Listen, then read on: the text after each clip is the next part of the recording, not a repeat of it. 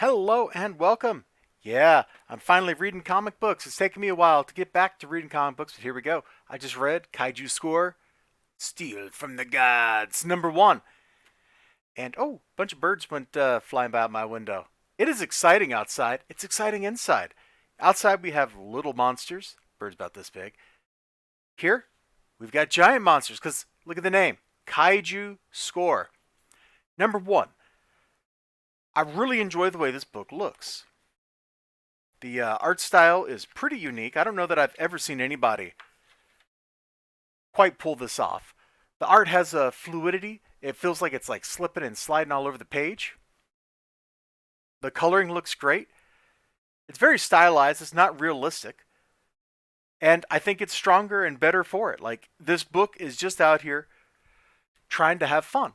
Like a heist movie should. You know, you can have a super serious heist movie, but at some point you got to be having a little bit of fun, or you're just not going to have any fun, if you know what I mean. And in Kaiju Score, we're going to have some fun because things are going to get crazy. If the first miniseries is any indication, by the time we get to the end of this craziness, we're going to have fun, crazy stuff, a couple of twists, a couple of turns. Things are going to just be hog wild.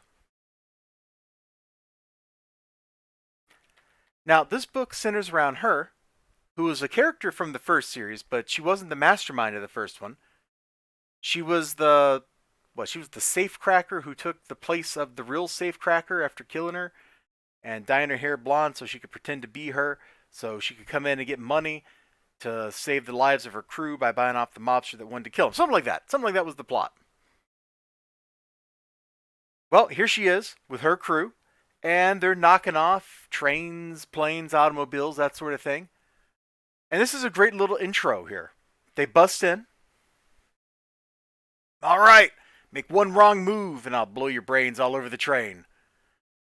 Here, it's yours. Generous, we're not here for that. Take us to the penthouse car. We know about the swap.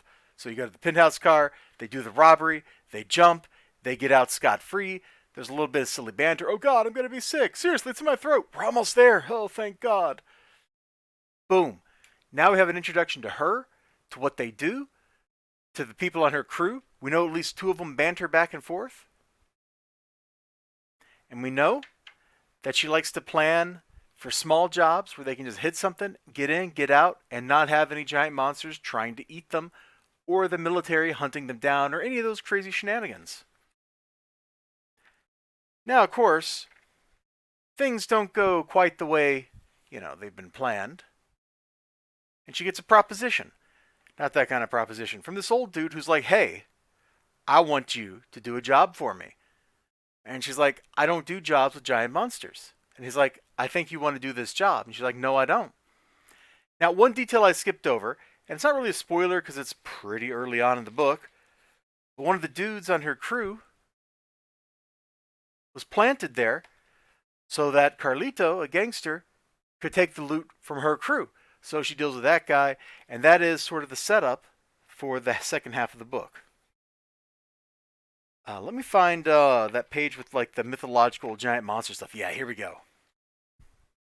So the heist, if you hadn't guessed from the title of the book, has to do with giant monsters. And the story here is that way, way back, there's a couple super giant monsters. They battled each other. Everybody thought they were dead. Turns out they weren't dead. Alive, partially frozen and in their hibernation state. Recent LiDAR technology uncovered Prodathu and Stateron inside northern Russia. And this guy wants to go rob the monsters because, let's see, whichever one is Prouderon or whatever. Jeez, I don't remember. I just read their names and I've already forgotten their names.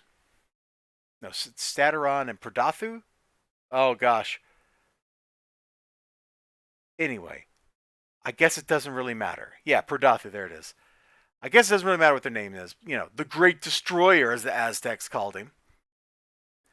He had just like knocked over, eaten, whatever, a Spanish treasure fleet. So now the giant monster has the Spanish treasure fleet inside of him. And so the dude wants her to break into the top secret, Russian military installation that secured the monsters, steal the money out from the monsters, and then get out intact. Meanwhile, she's got to deal with that Carlito dude and his hitmen and all that stuff. Like, issue 1 is already like setting up a bunch of crazy stuff, and I can't wait to see the rest. I wish I had all the issues right now.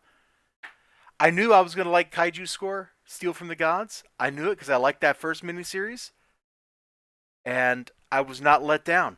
Great cover, by the way, because that I didn't realize that was going to be the monster in the book, but that's the monster in the book right there.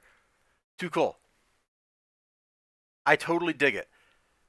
And if you like heist movies, or you like giant monsters, or you like heist movies and giant monsters like I do, this is the book for you. Check it out. It's got its own sensibilities, its own ethic, its own art style. There's nothing else quite like it, and it's just a lot of fun. Bye bye.